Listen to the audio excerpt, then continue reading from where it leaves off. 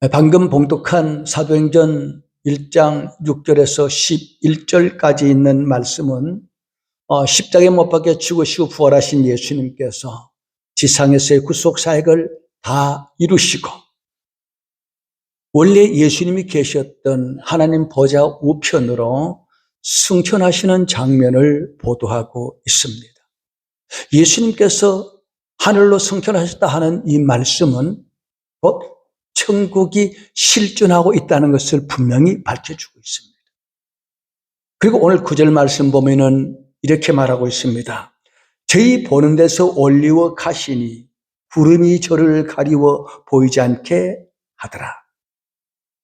자, 여러분, 분명히 하늘나라는 있습니다. 근데 예수님께서 왜 승천하셨느냐 하는 것이죠. 그런 승천하신 예수님께 지금 무엇을 하고 계시는가 하는 것이 궁금하지 않습니까? 오늘 아침에는 우리 예수님께서 승천하신 목적이 무엇이며 승천하셔서 하나님 보호자 우편에 앉으신 예수님은 지금 무엇을 하고 계시는지를 함께 살펴보고 또한 두 천사가 어찌하여 서서 하늘만 쳐다보느냐고 한 이 말의 의미가 무엇인가에 대해서 함께 살펴보면서 은혜를 받고자 합니다. 예수님께서 승천하신 첫 번째 목적은 성령을 보내시기 위해서입니다. 요한복음 16장 7절에 보면 예수께서 말씀하시기를 내가 떠나가는 것이 너희에게 유익이라. 내가 떠나가지 아니하면 보혜사가 너희에게로 오시지 아니할 것이요. 가면 내가 그를 너희에게 보내리라. 그렇게 말씀하셨습니다. 무슨 말입니까? 예수님께서 떠나가지 아니하시면은 천국으로 다시 승귀하시지 아니하시면은 우리에게 유익이 없답니다. 어떤 유익이 있습니까? 예수님께서 승천하셔야 우리에게 성령을 보내신다는 거예요. 성령을 받아야 거듭나게 되고 거듭나야 하나님의 자녀가 되는 거예요. 예수님께서 승천하시고 하늘 보좌 앞에 하나님 앞에 올라가서 제일 먼저 뭘 하시는가 하면은 하나님 아버지 앞에 서서 우리의 죄를 대신 지시고 십자가에 못 박혀 죽으신 그 증거를 보이면서 보고합니다. 못자국 난 두 손을 내보이시고 창자국 난 옆구리를 내보이시면서 아버지여, 아버지의 뜻대로 아버지의 사랑하는 자녀들을 위해서 내가 구속을 다 이루었습니다. 약속하신 성령을 보내어 저들을 거듭나게 하시고 하나님의 자녀로 인쳐주십시오 라고 그렇게 보고하는 거예요. 이 보고를 받으신 우리 성부 하나님께서 만족해 계시고 성령을 보내어 주신 것입니다. 만일 성령을 보내지 아니하면 우리가 성령을 받지 못하면 주께서 이 땅에서 십자가의 죽으심과 부활을 통해서 이루어진 구속의 은혜가 적용이 될 수 없다 하는 그런 말입니다. 그래서 승천하시고 성령을 보내시고 그 성령을 받음으로 이제 우리가 거듭나서 하나님의 자녀가 되었어요. 그리고 지금 우리 안에 오신 성령님은 주님이 다시 오시는 그날까지 항상 우리와 함께 하시면서 인도하시고 도우시고 신랑 되신 예수님의 거룩한 신부로 잘 단당하게 하셔서 하나님 앞으로 인도하시게 될 것입니다. 그 예수님이 승천하신 두 번째 이유는 우리가 거할 거처를 예비하기 위해서입니다. 요한복음 14장 2절 3절에 보면은 내가 너희를 위하여 처소를 예비하러 가노니 가서 너희를 위하여 거처를 예비하면 내가 다시 와서 너희를 내게로 영접하여 나 있는 곳에 있게 하리라 했습니다. 우리를 위하여 지금 우리가 영원히 거할 거처를 예비하고 계신다라는 것이 성경의 증거입니다. 그래서 승천하신 예수님은 오늘 또 하늘에서 중보하시는 대제사장으로 일하고 계십니다. 우리가 드리는 예배가 하나님 앞에 연락되도록 중보하셔요. 우리가 드리는 기도가 응답받도록 우리 주님께서 중보하시고 또 아버지로부터 우리의 필요한 모든 것을 때를 따라 은혜를 내려주고 계십니다. 지금 우리가 누리는 모든 은혜는 바로 성자 하나님께서, 성천하신 예수님께서 아버지 하나님께부터 받아서 우리에게 공급해 주신다 하는 그런 말입니다. 그렇기 때문에 우리가 드리는 이 예배가 하나님 앞에 연락받기 위해서는 우리 공로로 드리는 것이 아니라 오직 십자가에 못 박혀 죽으시고 부활하신 예수 그리스도의 보혈을 의지하고 드릴 때 이 예배가 하나님 앞에 연락이 되는 겁니다. 우리가 기도할 때 예수 그리스도의 이름으로 기도해야 응답이 된단 말입니다. 그리고 성천하신 우리 주님은 아버지 앞에서 우리가 실수해서 넘어지고 죄를 범했을 때 하나님 앞에 자복하고 기도하게 하면은 우리의 변호자가 되어서 아버지 앞에 변호해 주시고 우리의 용서를 구해 내십니다. 요한일서 2장 1절에 보면 만일 누가 죄를 범하면 아버지 앞에서 우리에게 대언자가 있으니 곧 의로우신 예수 그리스도시라. 우리가 하루 살다 보니까 참 알게 모르게 범한 죄가 많잖아요. 조용히 머리 숙여 아버지 하나님, 오늘도 주의 뜻대로 살지 못했습니다.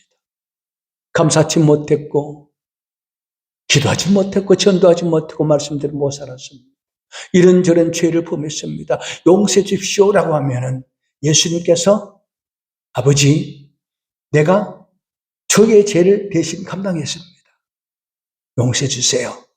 그러면 그때마다 아버지는 아들 예수님의 그 못자국 난 손을 보시고 우리 죄를 용서해 주시는 겁니다. 계속해서 우리의 죄를 위하여 변하고 계시는 우리의 변호자 예수님이십니다. 그리고 이 성천하신 예수님은 이제 우리의 성령을 보내셨는데 그 성령은 우리를 거듭나게 하시고 우리를 인도하시 도우실 뿐만 아니라 지상에서 하나님은 우리에게 맡기신 그 전도의 사명을 감당하고자 열심히 전도할 때 함께 일하시면서 열매를 맺게 하십니다. 마가복음 16장 19절 20절 말씀을 보면은 주 예수께서 말씀 마치신 후에 하늘을 올려주사 하나님 우편에 앉으시니라. 제자들이 나가 두루 전파할세 주께서 함께 역사하사 그 따르는 표적으로 말씀을 확실히 증언하시느니라. 우리가 전도할 때 우리 혼자 보내지 않고 같이 가는 거예요. 우리가 복음을 전하면은 성령께서 함께 역사하셔서 그 상대방의 마음을 열어주시고 예수님을 영접하게 하시고 열매를 맺게 하는 일을 함께 하신다. 그렇게 말씀하십니다. 그리고 우리 주님은 지금도 졸지도 아니하시고 주무시도 아니하시고 세상 끝날까지 항상 우리와 함께 하시며 지키시고 도우시고 천국까지 무사히 인도해 주실 것입니다. 이 성천하신 주님은 믿음의 영안을 가진 성도만이 볼 수가 있어요. 오늘 9절 말씀을 다시 보면은 이 말씀을 마치시고 그들이 보는데 올라져 가시니 구름이 그를 가리어 보이지 않게 하더라 했습니다. 잠시 동안 봤어요. 근데 잠시 후에 구름이 가려서 볼 수가 없었다라고 했습니다. 그런데 우리가 알아야 될 것은 이 본문의 구름은 지금 우리 하늘에 떠 있는 일반적인 구름이 아닙니다. 이 원문을 보니까 히브리 원어로 세킨나라고 하는데 하나님의 성막에 나타났던 그 구름, 성경에서 기도하던 이사야에게 보였던 그 구름, 예수님께 변화산에서 용모가 변했을 때 나타났던 바로 그 구름입니다. 비를 몰고 오는 이런 일반적인 구름이 아니란 말이에요. 그러므로 구름이 가려서 이 세상 사람들이 육신의 눈으로는 주님을 볼 수가 없다 하는 이 말씀은 주께서 영광스러운 천국으로 승천하시기 까닭에 더 이상 인간의 눈으로는 볼 수가 없다는 사실을 말해주고 있는 거죠. 그렇습니다. 영광 가운데 승천하신 그리스도는 이제 아무도 그 누구도 볼 수가 없습니다. 죄인된 인간의 눈, 죄악으로 어두워진 육신의 눈으로는 결코 주님을 볼 수가 없습니다. 그러므로 불신앙인들은 영광과 생명의 구주를 보지 못하고 죄 중에 죽어가는 불행을 당하고 있습니다. 그렇다면 아무도 도무지 예수님을 뵐 수가 없는 것이냐? 아닙니다. 볼 수가 있는 사람이 있습니다. 우리 주님은 육신의 눈으로는 볼 수 없지만 성령으로 거듭난 믿음의 눈으로는 얼마든지 볼 수가 있어요. 여러분, 세상 사람들에게 두 가지 눈이 있습니다. 육신의 눈이 있고 영적인 눈이 있습니다. 영안이 있습니다. 세상 사람들의 영안이 가려워졌어요. 그러니까 하나님이 없다 그러는 거죠. 예수님의 영광을 볼 수 없는 거죠. 우리가 육체로 오셨던 그 주님은 우리가 육신의 눈으로 볼 수가 없습니다. 믿음으로 주님이 오셨다가 승천하셨고 지금 하나님 보좌 우편에서 일하고 계시는 것을 우리는 믿음으로 볼 수 있다 하는 그런 말입니다. 그러므로 거듭난 성도들은 어떤 상황에도 흔들리지 않습니다. 왜요? 주님이 나와 함께 하심을 믿고 있단 말이에요. 믿는다는 게 뭡니까? 본다는 겁니다. 사도행전 7장 55절 56절을 보면은 실제로 스데반은 하나님 보좌 우편에 앉으신 예수님을 보았어요. 그때 스데반이 보았던 예수님은 성천하실 때 본 그 모습 그대로였습니다. 스데반이 성령 충만하여 하늘을 우러러 주목하여 하나님의 영광과 예수께서 하나님 우편에 서신 것을 보고 말하되 보라 하늘이 열리고 인자가 하나님 우편에 서신 것을 보노라 했습니다. 자, 이제 주님은 하늘로 올라가셨습니다. 보이지 않습니다. 근데 제자들이 계속 쳐다보는 거예요. 그때 두 천사가 제자를 향하여 이렇게 말합니다. 어찌하여 서서 하늘만 쳐다보느냐? 갈릴리 사람들아, 어찌하여 서서 하늘만 쳐다보느냐라고 책망하는 말입니다. 이 두 천사가 어떤 천사였는가 하면은 예수님이 부활하신 날 새벽에 무덤에 찾아갔던 여인들에게 나타났던 바로 그 두 천사입니다. 그때 이 두 천사도 마리아를 향하여 책망하십니다. 어찌하여 산자를 죽은 자 가운데서 찾느냐? 이것은 오늘날 우리 그리스도인들을 향한 책망이기도 합니다. 이 천사들은 이제 하늘로 떠나가신 주님을 대신하여 주님의 뜻을 제자들과 오늘 우리에게 전하기 위해서 갈릴리 사람들아 어찌하여 서서 하늘만 쳐다보느냐라고 말씀하십니다. 그런데 여기 주목할 것은 예수님의 제자들아 사도들아 그러지 않고 갈릴리 사람들이라고 부르십니다. 왜 그렇게 했을까요? 왜 하늘만 쳐다보느냐고 책망하셨겠습니까? 첫 번째는 주님께서 명하신 일을 행하지 않고 그냥 하늘만 쳐다보았기 때문에 책망한 것입니다. 여기 자세히 보다라는 이 말의 그 원어적인 의미를 보면은 정신없이 열중하여 몰입한 상태로 계속 보고 있는 상태를 가리켜서 자세히 본다라는 그런 말을 하고 있습니다. 제자들이 지금 서서 멍하니 하늘을 쳐다보았단 말입니다. 그러니까 책망을 들은 거예요.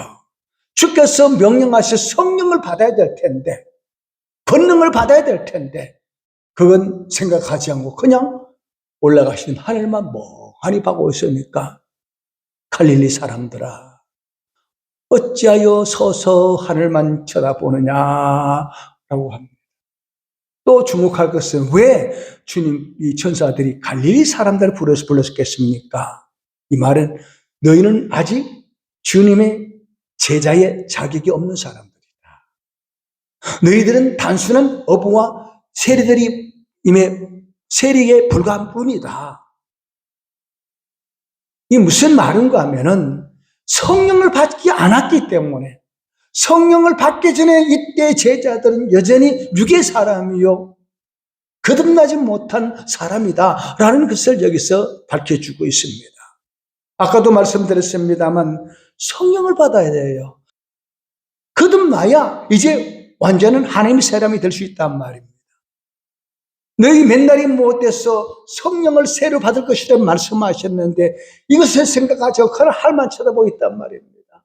교회에 나오면서 내가 성령을 받았는지, 내가 예수님 내 안에 계신지, 여기 상관없이 그냥 나와서 예배 드리면서 강단에 설교하는 목사님의 입만 쳐다보는 사람 있지 않습니까?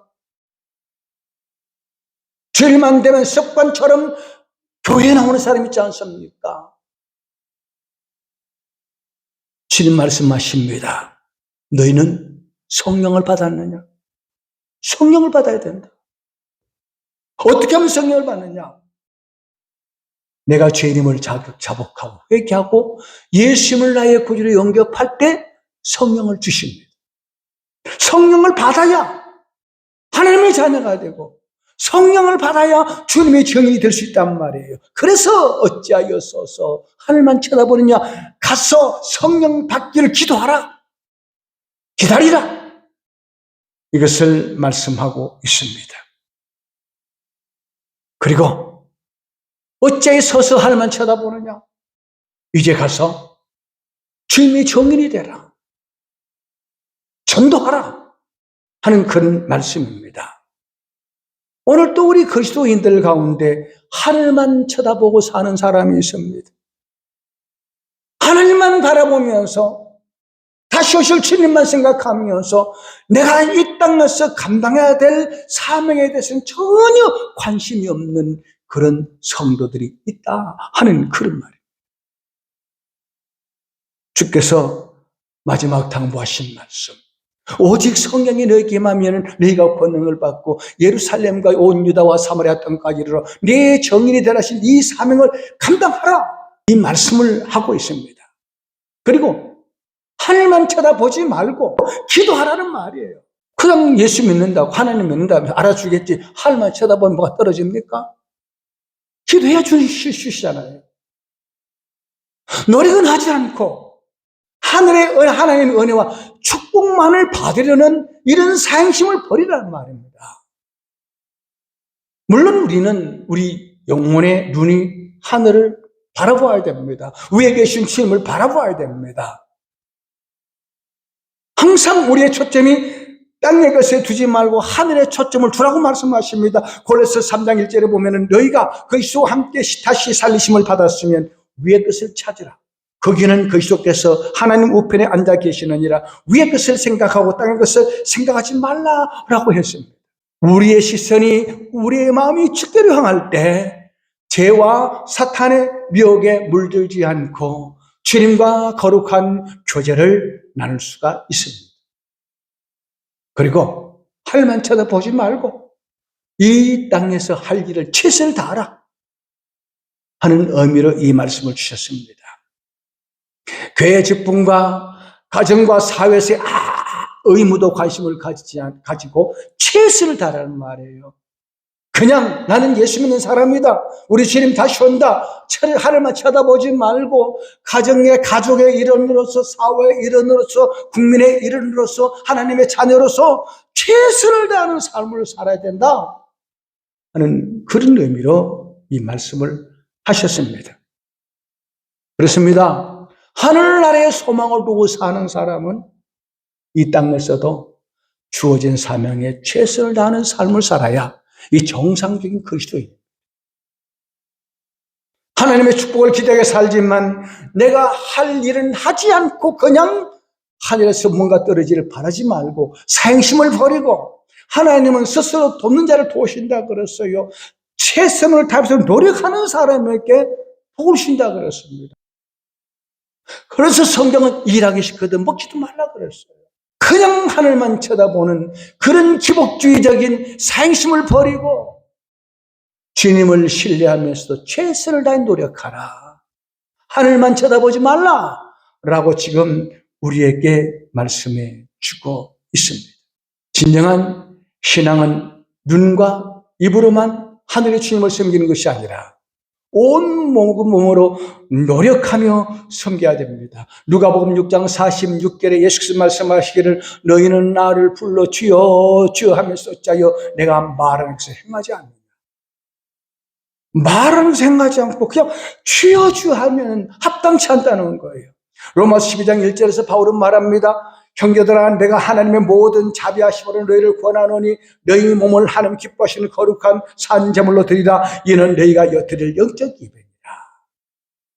우리가 주님을 위해 눈물과 땀과 피를 흘려 일한 성도만이 진정한 하나님의 영광을 누리게 된다는 사실을 기억하고 매일매일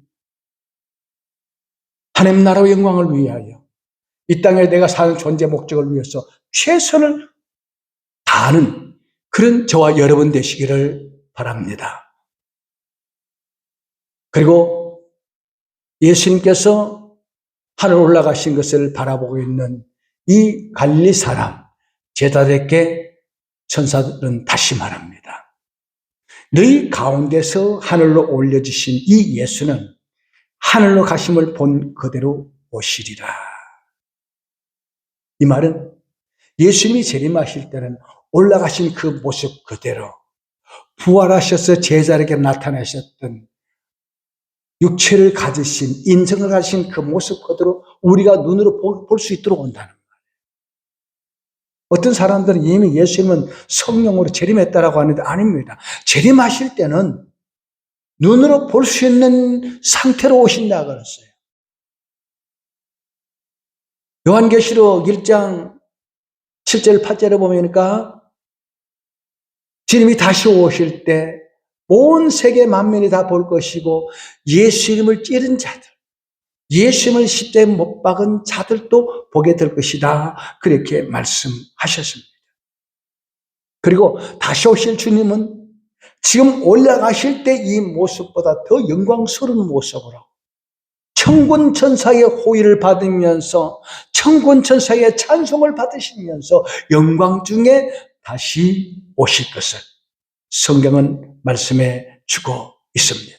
그날에는 천하 만민이 다 주님 앞에 서게 됩니다.